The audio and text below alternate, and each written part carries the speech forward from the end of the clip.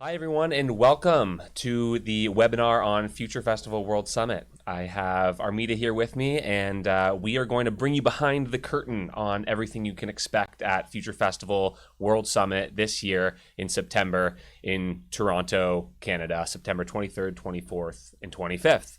And my name is Mark. I'm the VP of Accounts at Trend Hunter. Been here for about 7.5 years now, and take care of some of our coolest clients. And I'm also a speaker and workshopper, and so you'll see me there. And for Army, I have a bit of a elevated intro for you, I'm gonna go for it. So Armida Ascano. Army is a leading voice in the world of futurism and consumer behavior, serving as the Chief Content Officer at Trend Hunter, the world's largest trend platform. With over a decade of experience in trend forecasting, she's curated more than 50,000 trend case studies and analyzed over 1 billion views of traffic, making her an expert in internet culture and the digital age consumer behavior. As the founder of Trend Hunter's Futures team, Armida has developed innovative frameworks on the future of innovation, technology, marketing, lifestyle, and culture. She's collaborated with major brands like Red Bull and Tom's and Samsung and many, many, many more, helping them navigate the evolving landscape of consumer trends. Army is particularly renowned for her expertise in generational segmentation, which we'll dive into today, offering deep insights into how different age groups interact and with the emerging technologies like AI.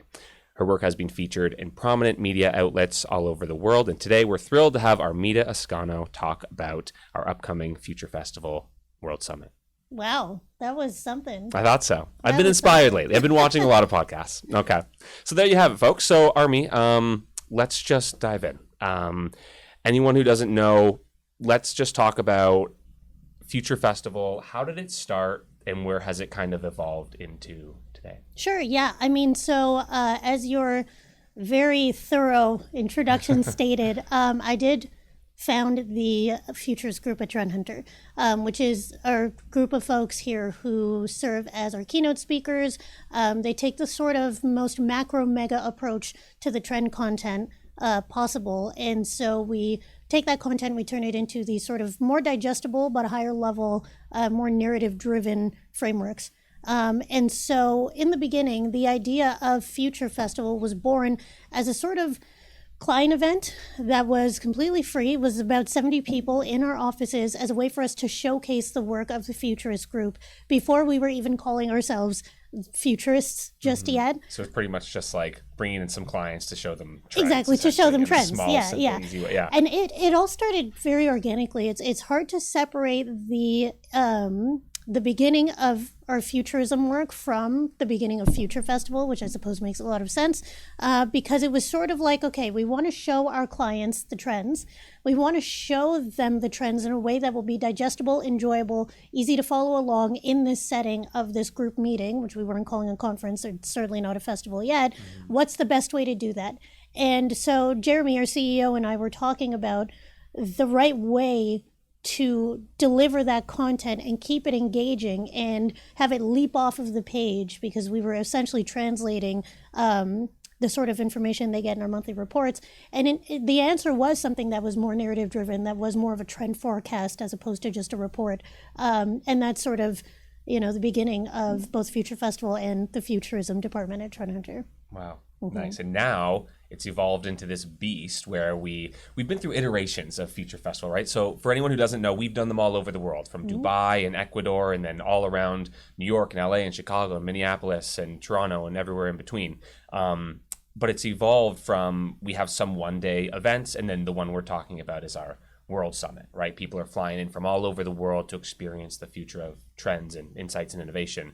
And there's so many cool components, right? There's the keynotes, there's the workshoppings to apply the learnings from the keynotes, trend safaris, you get out into the world and shake the hands with innovators making it happen and experience flavors or technologies or aromas or whatever that are trending.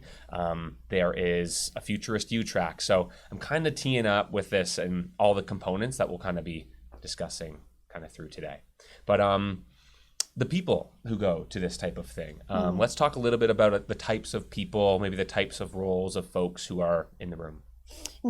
So a huge range of roles, I think, attend Future Festival. I am I will answer your question about what types of roles that we see, but I will say that what I'm more interested in is the commonality among all these folks, regardless of the industry they're coming from, the sorts of titles they have, is that insatiable sense of curiosity. Nice. And this idea that learning about trends and learning about innovation is something that is best paired with fun. I've always found our Future Festival community to be so inspiring because they understand that the best way to innovate is to enjoy doing it. When it comes to the actual roles that we see, of course, we do see a lot of people from the innovation space. A lot of folks from food and beverage and CPG in general. I think that part of the reason why we see so much representation from those industries is because for them, consumer behavior trends are paramount. That is, the foundation of every choice that they make. And what else do we see? A lot of innovation, a lot of CPG, a lot of folks from the world of marketing. And since generative AI became an everyday kind of mainstream topic of discussion, a lot more representation from the tech industry. Yeah, definitely. Yeah. And, more now than ever, I'm starting to see titles and roles that have like foresight in them, or actually like futurism in them, which is really cool to see that like carving out in like big brands. And then, I remember, it was just recently we had chief new concept officers at like big QSR brands out there, or the chief like new ideas person from NASA. So all sorts of really cool people, really cool roles. And yeah, like you said, it's a blast. It's really cool to see people kind of like put their shoulders down and relax and have a really good time, frankly, at Future Festival. Yeah, so I want to talk a bit about my role at Future Festival and what it looks like designing the program, because aside from being on stage, I also design that program. And alongside Coral and Sarah, who is they're our events team. I've never met anyone more capable than these two. I want to talk about the way that we designed the program and how it was sort of meant to be the anti-conference, and how that impacts both the attendee experience, but the kind of attendees that are attracted to an event like Future Festival. So when I say that we like to design the conference as an anti-conference, a huge part of that for us is when you typically go to a conference, right? No shade to all the conference organizers out there. I speak at a lot of conferences, and it's so inspiring meeting people and seeing the programming that's put together. However, there tends to be this attitude that you have, a program that enables you to learn a lot and work really hard, and then after parties that enable you to play really hard and really enjoy yourself and blow off steam after that event. We don't think about it like that. Every single experience at Future Festival is both educational and fun. Sorry, I sound like Miss Frizzle, but we don't see a separation between learning about things like microgenerations and AI, or the phases of how AI will impact sort of human capacity for learning and education, from the parts of the event where you get to go and enjoy yourself. And I find that, again, the people who come to Future Festival, whether they are new to the event or it's something that they've been attending for the last 10 years since we've started Future Festival, they're people who are very impressive and do have all of these accomplishments under their belts, have the kind of resume that would make your hair stand on end, but they also have loved every second of it. That's what brings them to Future Festival, and that's why they appreciate a program where the fun and the learning are the same thing. Yeah, I love that. We're not segregating those things. No. We're harmonizing together in those. Very cool. Love it. Yeah. And then thinking about some of the key speakers, some of the topics. I know you help arrange the entire programming. And we talked a little bit about how it's a nice blend of there's keynotes, there's workshops to apply the keynotes, there's the extended training track program, which we'll get into. But let's kind of stick to maybe some of the speakers and topics, and then into some of the workshops that people can expect. Sure, yeah. So we are theming the event this year on super agents specifically. Cool. Now, AI has been the main focus of the event over the past, I think it's 2 years now. And the reason for that is because year over year, when we look back at the most requested topics from our advisory team, the number one topic is AI, the number two topic is AI, the number three topic is AI, right? And for good reason. Now, what I will say is that there is no shortage of AI-themed conferences in the world right now. We understand that completely. And so that's why we're looking at innovation through the lens of AI, because innovation has always been true to what Trend Hunter does. Yeah, right? I think that's a really key point. Like, it's not an AI, I wouldn't call it an AI conference. No. It's an innovation and trends and insights conference with a lens on AI. Exactly. Yeah, nice. That's right. Now, we at full transparency, we're still working through the angles that we want to take on the programming, how we want to talk about the theme of the event. But one thing that I know for sure is that we are very passionate about the idea of those who are already innovators understanding that AI is a business problem and is a proposition of how to best use your creativity, and you're already curious, you're already innovation-driven mind. And so, again, to your point of whether or not to call this an AI conference, I think that it is a conference with AI content, with AI programming, but not from that technological perspective, more from a perspective of what this means to people, what this means for your own sense of creativity, what this means for what innovation needs to look like, and how pace will be increased. So that will theme a lot of the content that you'll see. I know that Jeremy has a lot of interesting stuff planned for his keynote, which typically kicks off the day. Focusing on how quickly things have changed in the world of AI, how easy it is for a competitor in any industry to kind of just pick up with a good idea and an internet connection and turn something around that is really competitive in literally 10 minutes.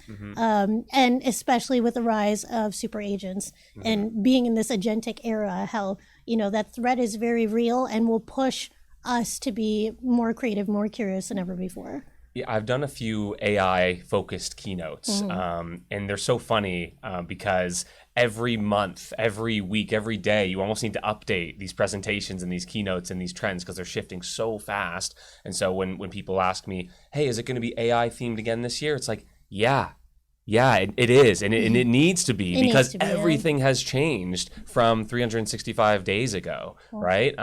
If you're not understanding the power of AI agents and super agents right now, it's bound to impact your work and your world and life and business. And so there will be parts of that. But again, like you said, it's going to be also, let's talk about, like how is, say, retail, because we're going to talk about trends in retail, but a lens on AI, or the trends in marketing, but a lens on AI, or yours, micro generations with a lens on AI. How are some of those looking?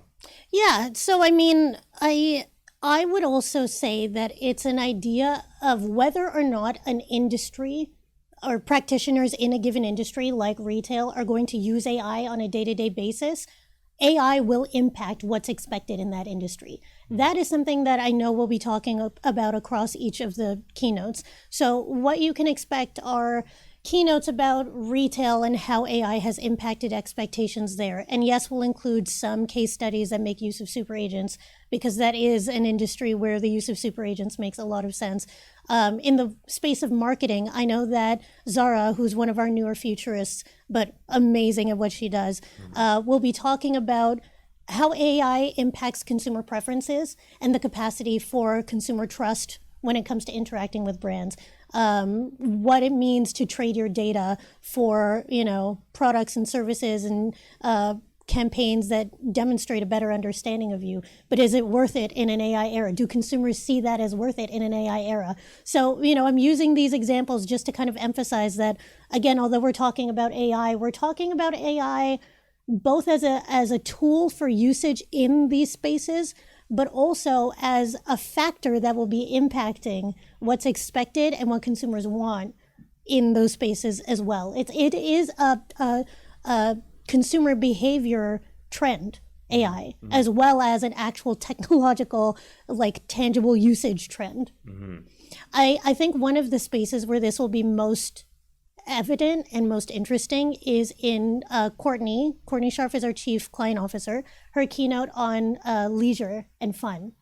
Now, the reason why I always think it's a great example of that balance and what it means to talk about AI through a more human lens is because experience and fun, that's something that now more than ever, people want to be physical and human and feel authentic and feel worth our time, right? But that idea of it being worth our time, whether the actual experiences themselves make use of AI or not is very much colored by AI changing how we view time in society, how we view our own time, right? Like if AI has made it so that all of the work that we do and the parts of our little email jobs, let's be so honest, that we don't actually like can be done quicker and more efficiently, then that means that the time that we spend on fun things, we want the stuff to be really fun and we want there to be a lot of it. That's sort of a view of how we can talk about AI without only talking about you need to be using AI in your industry, right? Yeah, I love that because you could expect to go to an AI conference, which is all about AI tech and super agents only, and there would be CEOs and founders of AI startups, and like that's not what this is, right? It's exactly what you've portrayed. Now, mind you, we're still going to be talking about extremely rad examples of how to use AI in these industries. Of course, we will. They'll scare you and they'll make you feel excited and a bit nervous. Exactly. We'll push that. We'll push that. But I personally just have, especially as somebody who's been doing futurism for the past 10 years, as you said, and someone who fundamentally believes that futurism work is deeply human, I just take up issue with this idea that AI content on our stage will be just about technology, and that AI as a sort of threat to businesses is just a question of whether or not you learn how to use the technology or you learn how to program. That's not the case. And for the attendees, right, if you're in consumer insight or consumer behavior type work or product development or marketing or strategy, and you can come and hear and learn about not just AI, but how is AI impacting those people, the consumers, the people you're trying to serve as a brand, that's critical for your group. So definitely something to keep an eye out for. And then how about your specific topic? So you're so interesting for me because you can cover so many types of futurism topics and trend topics. And I know you as like, the mega trend, person leading the futurist team, but also do a lot of micro-generational kind of segmentation research. So just what are you going to be focusing on this year yourself? I mean, honestly, a lot of what I've said in those moments so far in this conversation where I'm clearly going on a bit of a tangent and I'm clearly more passionate about it than I expected to be, honestly. That's where the content for my keynote is living. So my keynote, for those who don't know, the one that I do most frequently is the microgenerations keynote. What I do with that framework is I take the 4 big generations that everyone's familiar with. So baby boomers, Gen X, millennials, Gen Z, shout out my fellow millennials. And I break them down into sub-segments, into microgenerations, because especially in an AI era, what it means to age and be part of a generational group is just so different than when we originally imagined it. Like, did you know the millennial segment is 20 years? That's huge. There's no way, you cannot tell me that a 25-year-old and a 42-year-old think the same way, especially about AI and about technology in the year 2025 and into 2026. So that's the reason why I take that micro-segmented approach. Now, as I'm saying, this is something I believed in, 8 years ago when I created this framework, but especially now in this AI era. What I'm very interested in for this year, in the past iterations of microgenerations and AI that I've done, I've looked at what the tensions are for each of the generations when it comes to whether or not to make usage of AI. I've looked at what the best use of AI would be for each of these microgenerations, how we as decision makers at businesses across different industries can actually create AI services and products that can genuinely help them live their lives better. This year, I want to look at AI as a sort of cultural and societal factor. So yes, we're talking about AI and its the literal application of these technologies across different industries. And Sean, who's our SVP of Special Projects, he does what I like to call the other side of the coin of my keynote, because I'm always talking about basically the presentations about consumer behavior, right? Sean talks about technology, not just through that sort of specific lens of its features and its applications, but how it will kind of, how AI changes the world of technology and how history has brought us to the place where people need AI, right? Through a tech perspective. I am sitting on the other side of the coin where I'm very interested in what it is about people's needs and people's behaviors and their own attitudes toward technology that makes them open to an era of super agents, that makes them open to an era where AI can take over if we let it. Like, how I'm asking the question, how did we get here? But I'm not asking it bemoaning the fact that we're here. I'm asking it more through a lens of curiosity of what is it about people today that makes AI something we can not only stomach but can welcome as a society.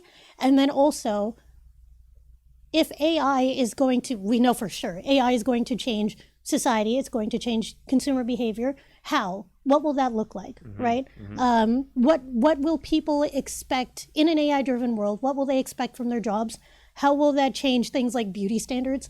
What will it look like for kids who are, Generation Alpha growing up in this AI-driven era? How will they learn? Like, I'm interested in, I guess, the fallout of AI and how we got here as a society, as, a tribe of people, a worldwide tribe of people. What happened along the way for us to decide that it's a good thing actually to have, super agents who could take over the world if we let it? Yeah. I was reading something recently that was the idea of like, could we versus should we? It was like, are we pushing forward AI because we can, because we could, or are we doing it because we should? Right. And those are very different things, but it's such a funny way to think about it. Those are very different things. One of the most challenging things about futurism, especially futurism in the AI era, is to report on that question from a place of neutrality and to report on that basically without saying whether I think, because could or should is subjective, right?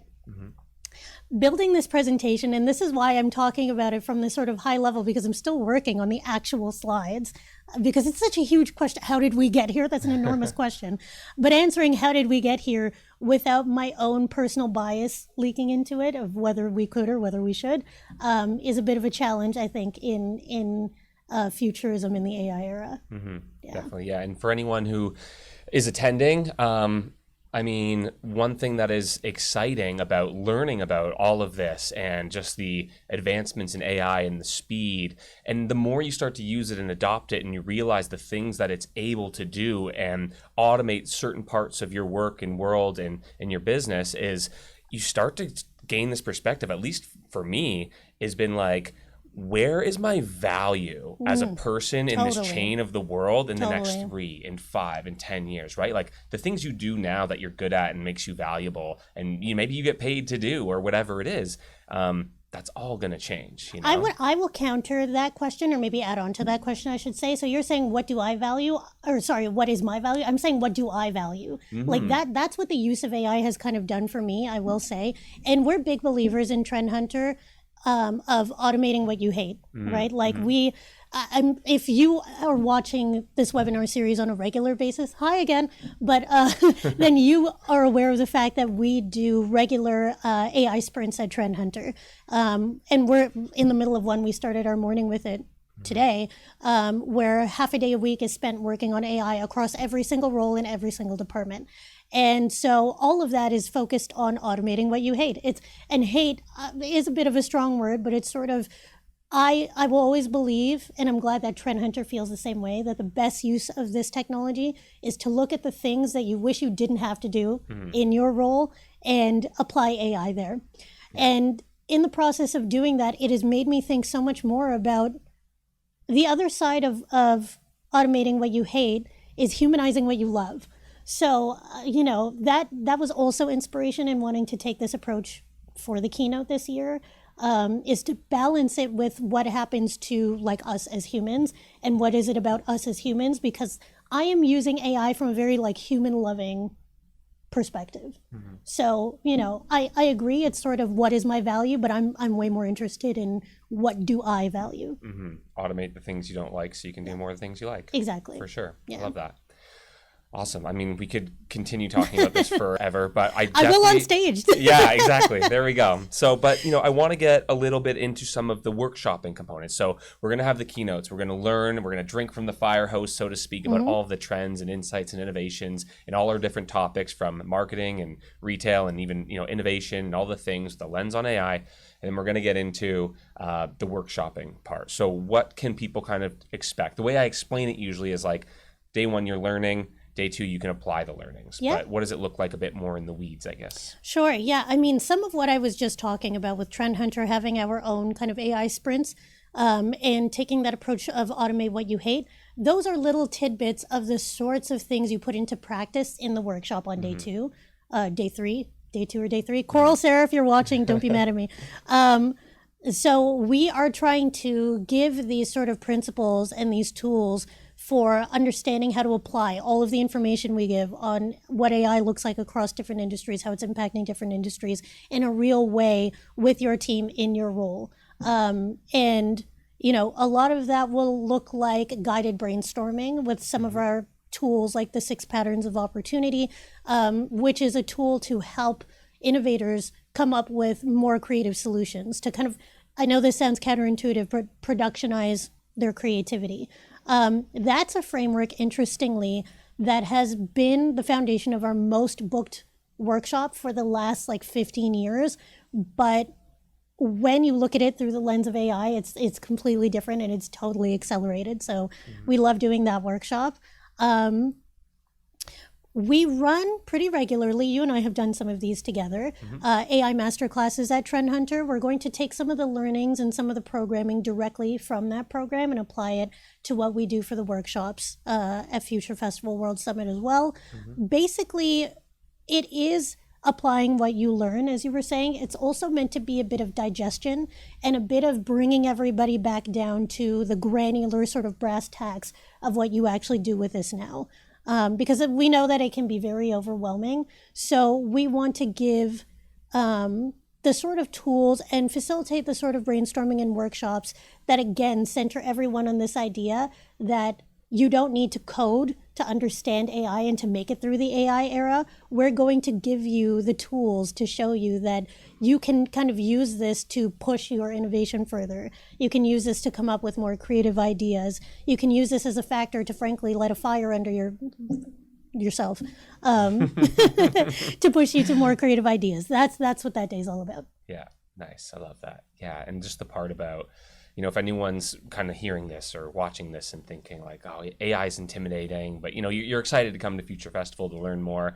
I think one of the coolest parts, and we've talked about it a million times, is that kind of inflection point piece where AI became user-friendly, right? It's, you can use natural language that you use to speak or write and pump out images, video, text, full proposals, XYZ for any department. Like the world is really just totally changing, and so it's going to be exciting to be there. So great. Some of the workshop topics, love it. One thing I'll kind of tee up, and I know we're going to keep it a little high level because we're still rebuilding it. We've done it the last 2 years, I think, which is Futurist U, the Futurist U Masterclass. And this year we're going to kind of reshape it. We're still in the midst of it, but this is just the tease to know that it's going to be exciting and it's going to be different and it's going to be cool. So the long short of it would be come for an extended, I kind of see it as bookends, right? Come a day earlier, stay a day later, and on the Monday and on the Friday, you're going to have fully hands-on experiences with all of our futurists and our CEO, Jeremy. Myself, I'll be there. And then the 3 days, you still get to take part of the main big stage event content. But then there's always, no matter what the content is or how we end up shifting it this year, you always get these really cool intimate moments with the futurists after they do their keynote. They come off stage and you have a bit of like this green room experience with them to ask them questions, you know, one-on-one, really tight knit. And this program is usually around like a smaller, tight-knit exclusive community of people, like anywhere from 30 to 50 people in this kind of Futurist U training type program. So yeah, excited for it this year. Is there anything else that we want to tee in there, or are we kind of leaving it? No, I appreciate that Mark is allowing me to be tight-lipped if I want to be about that program, because it is a little bit my baby. And I want to keep pushing to provide better and better experiences for the group that's opted for those additional days. One of the things that I am very passionate about when it comes to our FUMC programming is the train the trainer aspect. So the train the trainer aspect is essentially the idea of engaging in futurist training. I mean, it is called Futurist U, right? Futurist University. And for us, futurism is not just about being able to spot those trends and design frameworks that give accurate forecasts. It's also about training other people to do the same and guiding other people through that process yourself, and pushing your teams or whoever you want to do these futurist workshops with to the best of their capabilities. So when we implement more train the trainer content into the FUMC programming, what we're doing is training you to be trainers. I think that some of the most positive feedback we've received from that program is when folks are able to walk away and replicate what we do with them. And so that's one thing I really want to lean into this year with that programming, is sort of taking that futurist university piece a little bit more literally, and trying to train folks to be able to facilitate futurism from others, not just from themselves. Nice. I love that. Yeah. So if you want to run them yourself, Futurists use amazing chance to learn pretty much everything we do here. So, and then conduct it yourself.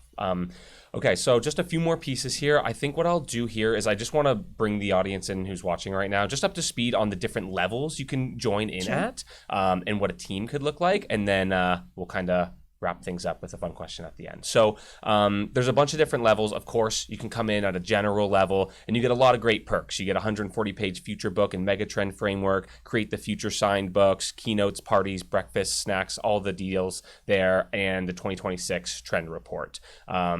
And then if you come to the next level, you get all the pro extras. This is a very popular option, and you'd have all of those original things plus 500-page What I Learned deck from all the futurists who speak, so the actual deck content, a free trial of Trend Hunter GPT, our newest, most disruptive launch yet, one-on-one meetings with a trend advisor, and a couple other fun pieces there. And then the next level would be VIP. Highly recommended only because you're getting everything from general, everything in pro. You're getting a bonus Trend Hunter GPT report, lunch with the VIPs and the speakers. So every lunch and every dinner, essentially, I'm pretty sure it's everyone, you're getting in the VIP spaces with our CEO, Jeremy, with Army, with me, with all of our leading futurists and speakers from the stage. Such a good kind of one-on-one time. That's why I'm spending like a bit more time digging into that. It's really like an undervalued piece of it. Of course, some other elevated type experiences, and the value of that stacked against what you pay is like crazy good. So General Pro VIP, Futurist U is that next level extended on the bookends 5-day. And then if you can bring a team of 6 or more people, you would have your own private workshopping table.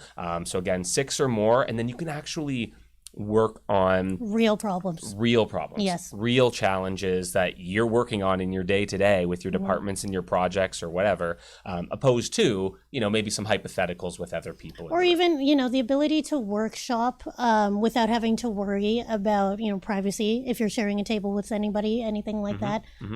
It's basically a bit of a cheat code from getting us to come in and do a workshop in your office. So nice. Always recommend. Yes, love that. The cheat code, the team package cheat code. And then just a couple other pieces for that. If you get a team table of 6, we'll upgrade all of your tickets to pro automatically, and one special lucky person will get to be a VIP. And so ultimately create that culture of innovation. So that's the gist of the ticket levels. You can find them at futurefestival.com right now. And then just one last thing we were chatting about before we started this, Army, which was just about Toronto.